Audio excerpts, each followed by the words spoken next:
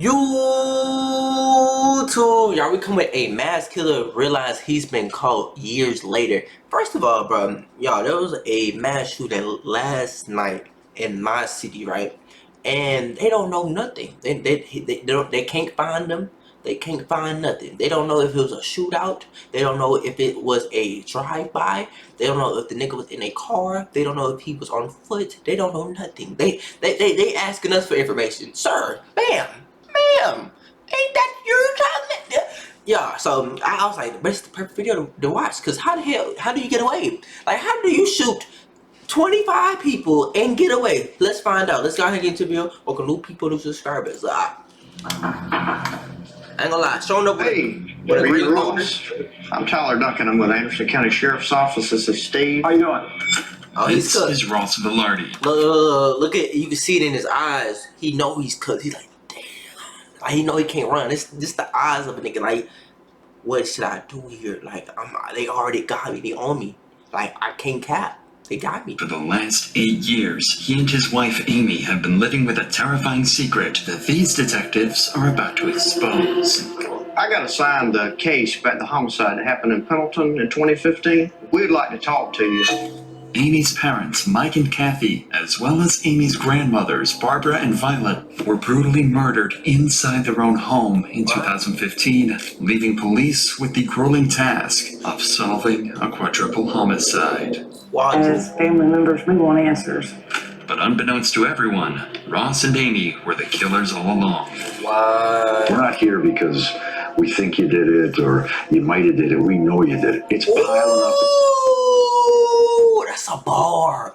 That's a bar. That boy said, well, we're not here because we think you might, but we know you did it. Y'all, ain't gonna lie. I know his heart dropped to his booty. Like, right, they said, yeah, we know, like, for a fact, like, we don't, there's no other possibility. Nigga, we know. And I got the video. I got pictures, and they show you evidence. Boy, y'all, at that point, what could you say? You're done. Ross, you don't want to roll the dice on us, I'm telling you. I love it. I love it. I love it. I love it. I love it. On November 1st, 2015, Mike and Kathy Scott, alongside their mothers, Barbara and Violet, were found brutally murdered in their trailer home. Everyone was found with similar injuries, a slashed throat and a gunshot wound to the head made after they died.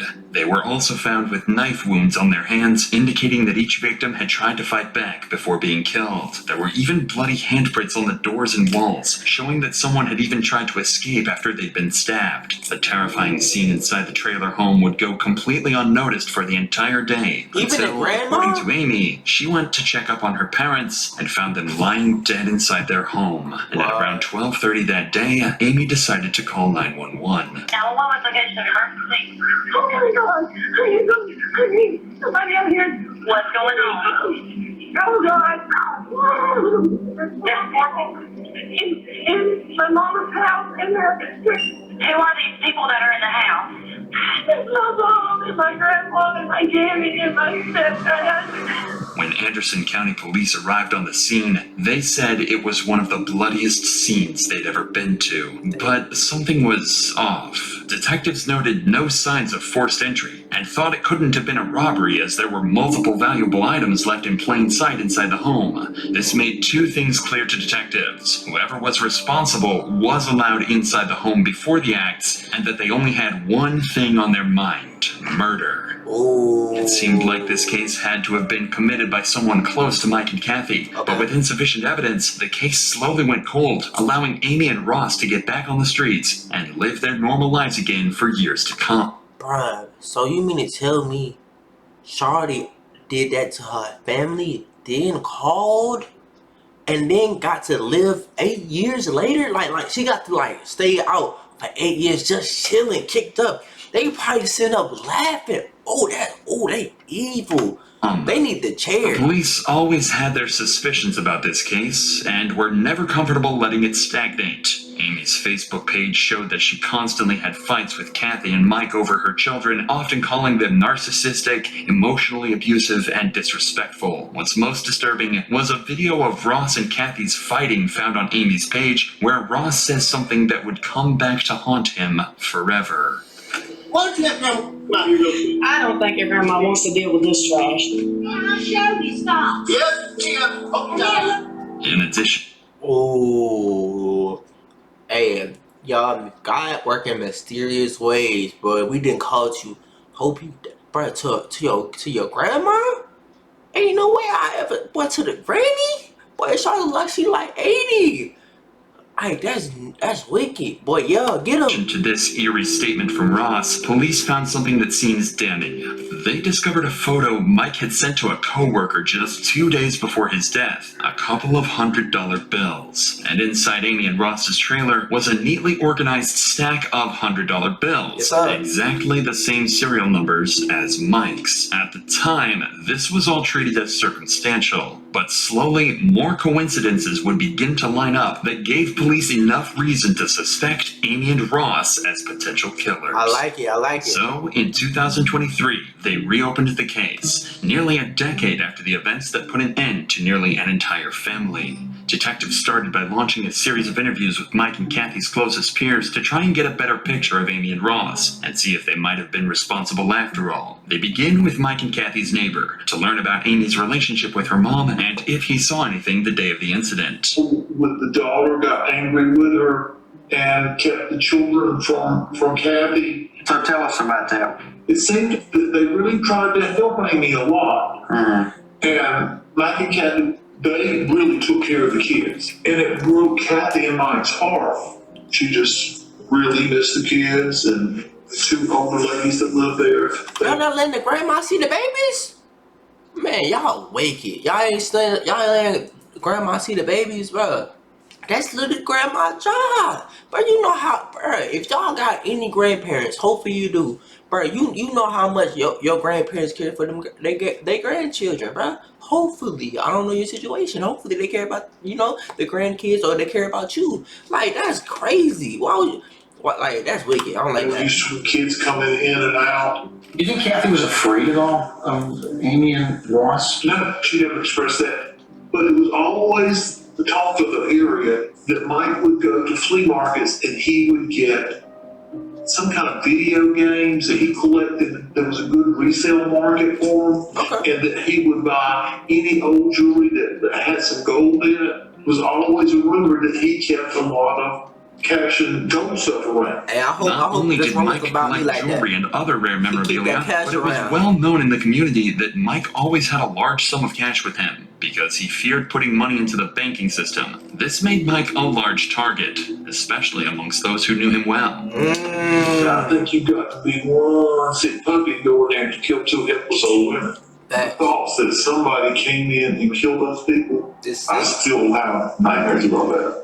This tells detectives that the murder could have been done for financial reasons, especially since this fact wasn't a secret at all. Couple this with the fact that Mike's money was currently sitting safely inside Ross and Amy's safe at home. A picture is starting to form of what might have actually happened that night. But still, nothing is certain at all, and police next head to Roxy Voorhees, an ex-employee of Amy and Ross's, who worked at their pet grooming business during the months leading up to the crime. Roxy had spoken to Amy almost every day for months before the incident, so if anyone had some information to give, it'd be her. Okay. And they were exactly right. What they found was so sinister, it blew the case wide open. Oh. Ross had made a joke and said, "Do you want me to?" It was a joke. It was Right. And what? What type of damn joke? Y'all must be some hilarious motherfuckers. Cause me, if somebody say, bro, I should kill him. Should I kill him? I'm like, what you mean by that? Can you say it again? Like, bro, like y'all, like I don't know how y'all play around. Cause that ain't no joke to me. Later, I was like, "Holy, I'm glad I didn't say yeah." Name you right? What was your job there? a bather, and Bather. I was learning in the process of grooming. And when you worked for the shop, well, you said they were just getting started, so they weren't very successful yet. They appeared that they were fine. Okay. But then I would hear arguments of them, and a lot of it was money related. When I started working for her, I seen Kathy and Mike at the grooming shop. I was in the back grooming, so I didn't hear everything that was going on, but it was something to do with money.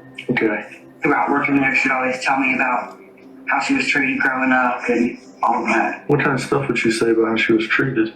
She told me that she was always a daddy's girl, and she said her dad he was working on a car and it crushed him. Oh. And he was placed in the hospital. Mm-hmm. And her mom decided to pull the plug. She always hated her mom for that.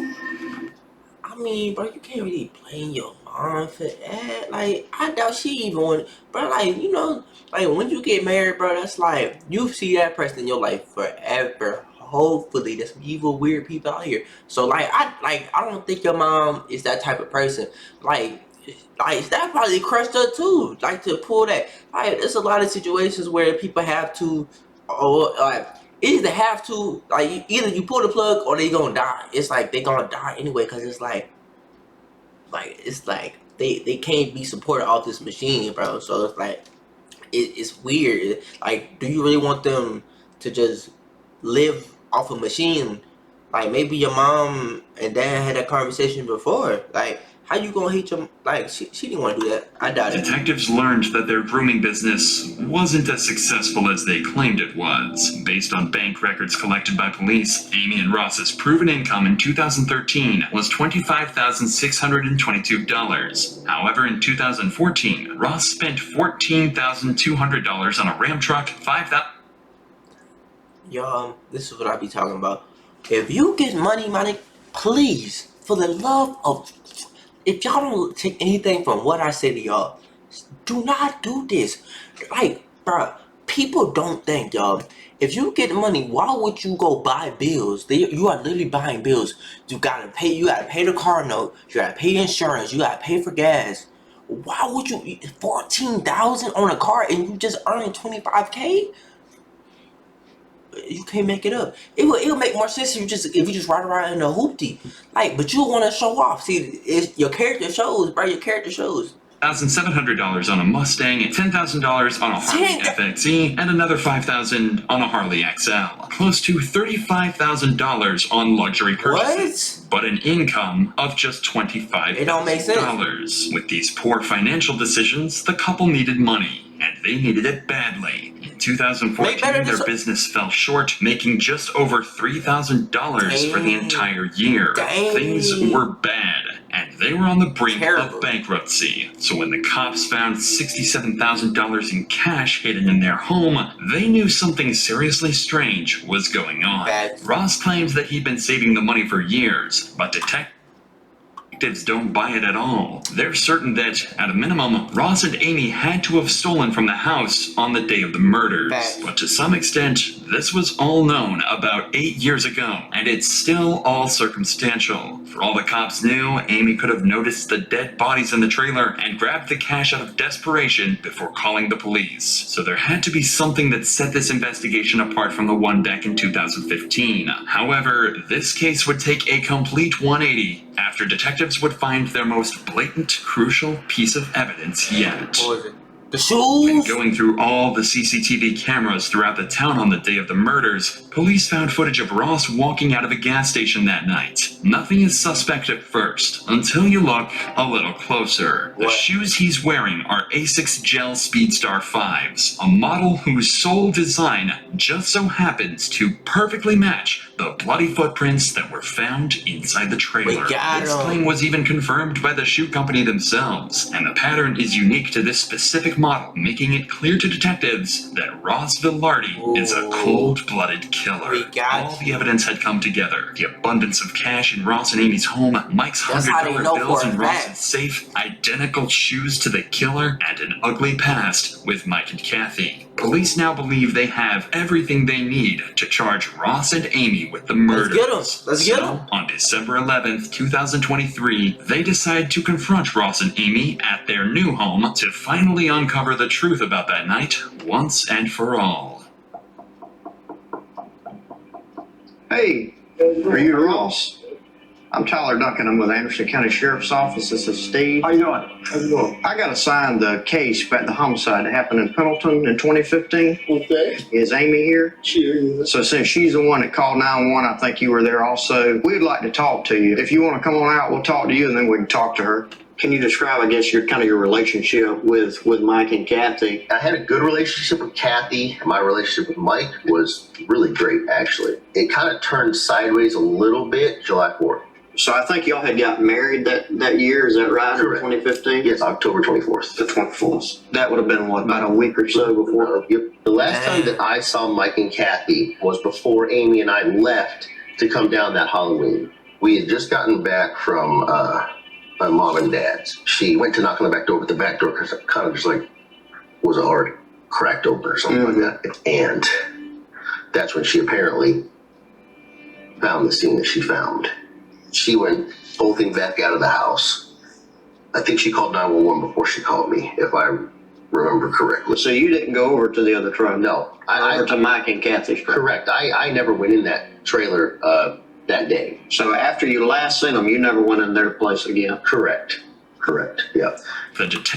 Actually, sir, this would have been perfect time. Sir, actually, do you own any QX? Like, I don't even know what I'm talking about. Do you own any Aces or whatever shoe? I'm just gonna say Nike. Do you own any Nike shoes? You're like, yeah. Well, sir, actually, we got some exact shoes that match the exact same shoes you just said you own. Like, that would be perfect time. Okay. Detectives are baiting Ross into a trap, as they know based on the footprints that Ross did, without a doubt, step into the house on the night of the murders. Later on, they'll be able to confront Ross about these blatant lies in hopes they can shock him into a complete confession. There was a couple things that kind of were red flags, but I don't know if they have anything to do with this or not. Mike bought and sold a lot of items, and some of the people that he was buying from were pretty shady sometimes. So that's another kind of red flag that I had as I was trying to just replay like events leading up to the homicide. Should I have seen something? You're just starting out with this. If you were us, what would you do? What do you think happened there, Ross? He's the first gentleman that's asked me that. TV shows that I watch. This nigga is a bull. Oh my, he said, oh my god, he's the first guy here. Well, shit, like, oh my god, he's gonna start capping. Look at this man. Always say, follow the money. And you find out where the real motives are. And nigga, funny that you say that. It led us to you. Oh my god. What? I would He's unknowingly digging himself into an even deeper hole. Thanks. When the money is traced, it leads right back to his and Amy's pockets. But there's only so much Ross can do. The police aren't telling him that he's their main suspect, so all he can do is keep on lying, devastatingly unaware that they've already unraveled his entire scheme. They destroyed our business. From January to when this happened, I made just shy of $100,000 with our mobile grooming business. As soon as it happened, with all the media coverage, all of that went away because of this. And you said you had a large amount of money in your single wide? Is that where the money came from? The money that was in our single wide in my safe, about $80,000, that was literally the savings between Amy and myself. The detectives know Ross is lying through his teeth, but for the sake of having a civil conversation with Amy, they'll hold off on confronting and accusing Ross until after their talk with Amy. Just shovel the bullshit out of that front seat right now so Amy can get in. He's the victim, you know. Oh, I got that very quickly. But follow the money. Follow the money. You can tell that he's... Yeah, I saw him. And every time he's talking, he can't look at you in the face. I know. You got a tiger by the tail here, though, buddy. Don't think you don't. This is a career case, let me tell you. Your grandmother, and then obviously Mr. Scott and his mom. What do you remember? What can you help us with? Where should we look? Yeah, me and my therapist talk about that a lot. Obviously, you got to know finding people doesn't really leave you in the right state of mind. Can do things to you. Yes, ma'am. And then everything. Especially when you did it. Dummy. And attitude. I mean, honestly, I can Stupid. barely remember the funerals. Ross, tell us a little bit about like the relationship. Wait a minute, she showed up to the funerals? I mean, I guess she had to keep up the act, but that's wicked. You done killed your boss and then showed up to the funeral? Pack her up. Between, like, I guess y'all and the family, something happened. We got into it around 4th of July or something with Mike. He wasn't a nice person at all. So I told my mom, look, I don't like it. My kids can't come over there until we straighten some stuff out. So at the time of the murders, you and your mom were back talking, everything was kind of getting patched up? Me and my mother was not a horrible person. She was prickly. She always hated her mom. So can you tell us a little bit about that weekend when you gone, when you got home and you found the bodies, or what happened? His mom's, my mother-in-law's, to do Halloween. We went down there and spent the weekend. What day did y'all leave to go down? Friday night? Friday night. I drove myself quite crazy for about a couple of years there.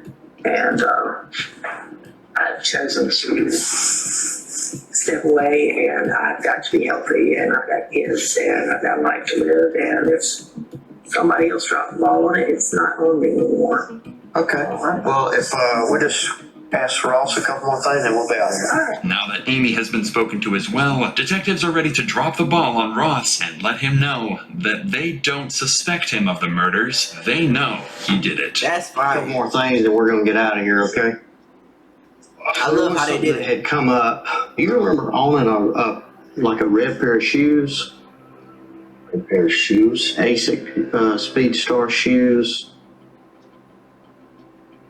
Don't recall. These ASIC Speedstar shoes. Okay, I remember those shoes. What happened to the shoes? That's a good question because I have no idea. This is from crime scene photos, and these are confirmed to be ASIC Speedstar shoes. Okay. Inside, and they have blood droplets on them. And interestingly enough, you're at the Quick Trip wearing those shoes the night of the murders. Okay. Well, So if you never went in the house, I'm just interested to know how they ended up in the house. I have no idea how those shoes would have had any kind of blood on them. I mean, obviously I was wearing them at a Quick Trip on the 31st. And they never found the clothes either that you were wearing. That hoodie? Mm-hmm. Clothes, nigga. Both. Pants, bottoms, In everything. here. If y'all left on Halloween afternoon, but you're on video there, Yeah, the yeah. timeline doesn't add up. The fact that your shoes are inside of the house Yeah. in blood, that's a big problem. Again, I don't know where the shoes are at the moment, and I don't remember whatever happened to those particular shoes. If something were to have happened that I had done, it would be stupid for me to wear them into the house and then wear them after that. Right? Well, that's what I'm saying. They were never found. So it's almost like you got rid of them. Oh. I highly doubt I got rid of them then, but I mean, Here's the bottom line, okay? Mhm. So we know what happened, and we're about to prove it. okay. So the opportunity for you is now. If you want to look out for yourself, is to really just to tell us what happened. If this was something that Amy put you up to doing, because obviously you have the skill set to go in here and do this, and y'all did benefit from the murders, okay? Because you got a lot of money. We've been through your financials. Oh. We didn't get it. We didn't get a lot of money from this. Y'all, Nigga, who you lying to? But we done been through everything. But need to. He don't say. Now we ain't get concerned. I'm a detective. You think what you see in your bank account, I can't see? If I want to, I can see everything, bro. I know how much money you got from it. Don't lie to me. or struggling all up until the murders. The money found in your safe, Was not yours. there's money photos from Mike's computer that match the same serial numbers as Boom. the money that was found in the safe. Boom. So it's not savings. That's money that was found inside of Mike and Kathy's house that Mike was saving, and y'all took it after you killed them. Okay? Absolutely. And I'm telling you right now, we're going to prove it. If you think she's not going to crack on you when we do, then you're mistaken. We're not here because we think you did it or you might have did it. We know you did it. Okay, we're just here as a courtesy. I'm just telling you, Ross, financially at the time, things were really bad. Well, you got text messages between you and Amy saying you don't have the money a few weeks before. And you said it the best, follow the money. We did that. We led right into your single wife. It's piling up, Ross. You don't want to roll the dice on this, I'm telling you. It's not going to come up. Come on, talk If, talk for about it. instance, Amy and I decided to, or if I decided to take a deal, Right, mine is going to be better than Amy's because I came to the trough first, right? right. So prison time, no matter what.